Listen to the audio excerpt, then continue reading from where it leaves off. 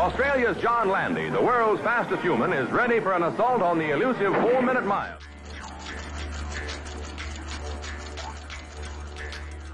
I ran 4:2.1, which was the fastest time that had been run for 7 years in the world. From that moment, my life changed a lot because people would watch every move I made, and the Americans in particular, I think, were very sceptical.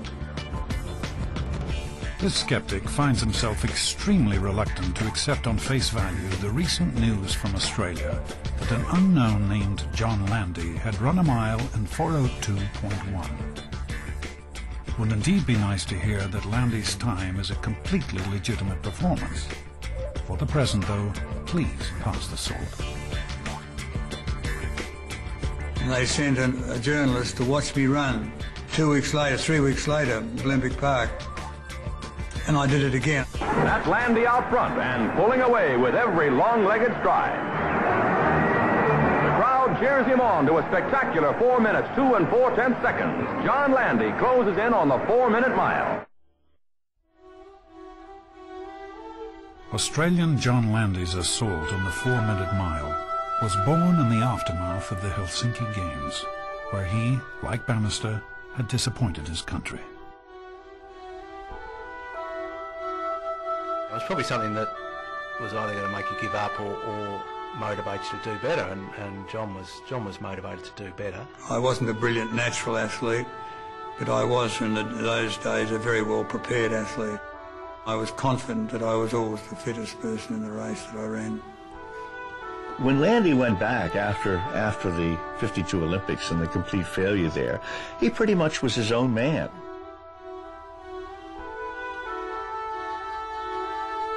Landy quite famously trained on a ground called Central Park. Like he'd often train there sort of late at night. I'd run for up to an hour, even as late as 11 or 12 o'clock at night.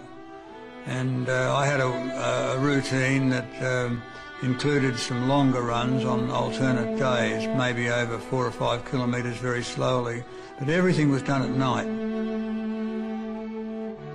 But somehow it had all come together for him, and all his training worked, his body grew up, and he ran very much the way he lived, by himself.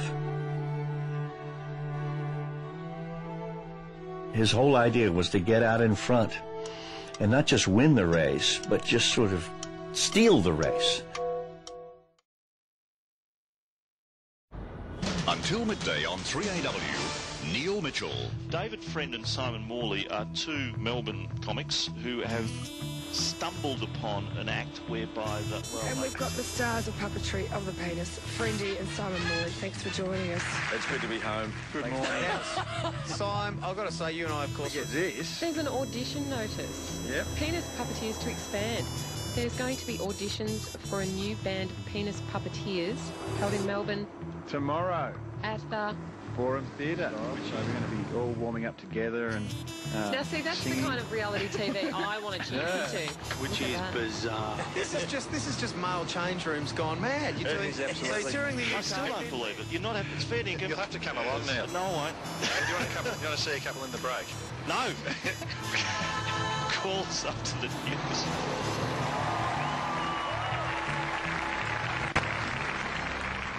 It's late March in Melbourne. Here at the Forum Theatre, it's opening night for a most unusual, extraordinary show, Puppetry of the Penis. This season of shows is part of the Melbourne International Comedy Festival. For Simon Morley and David Friend, it marks a return to their hometown from where it all began 4 years ago. Hey! Oh, folks, how are we all feeling tonight? Terrific stuff. Yes, indeed. Welcome, folks. We are the Penis Puppeteers. However, there are no puppets. Oh, no. There are no strings. You should all be expecting full frontal male nudity. We'd been performing them in front of friends and at parties and stuff for quite a few years. And Freddie was starting to get invites to parties where he just didn't know anyone. Yeah. And, you know, they'd fill him full of grog and coax him to kick his pants off. So we got together and just figured, well, we can be putting capes on and charging people to see us. And ladies, well, this is probably your first opportunity where you can have a good 50 minutes stare at a penis. In a non-erect fashion, of course. Have a good belly laugh at it and not hurt anybody's feelings. We never actually practiced them together. It was more like two blokes doing their own show at the same time. Yeah. Like, he'd do his show, and I'd be doing my show, standing next to him. So there was a bit of conflict at the start, and we've eventually sort of worked it out.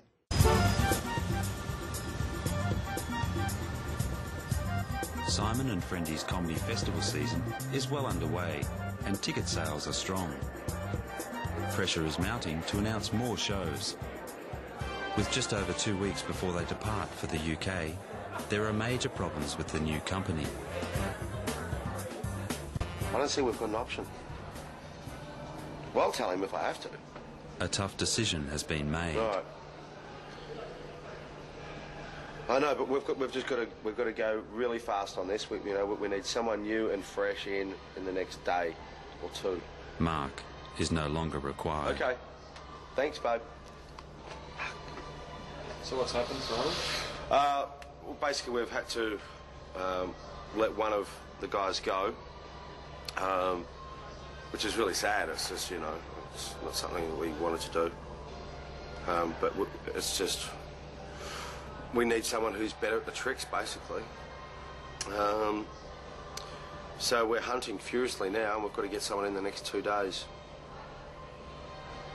We open in 2 weeks. But we have to make a decision rather smartly whether or not we're going to extend the season.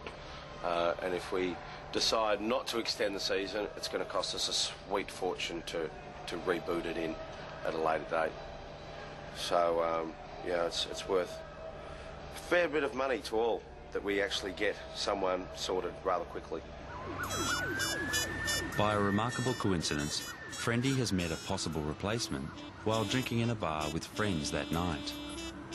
Steve Harrison may just be the answer.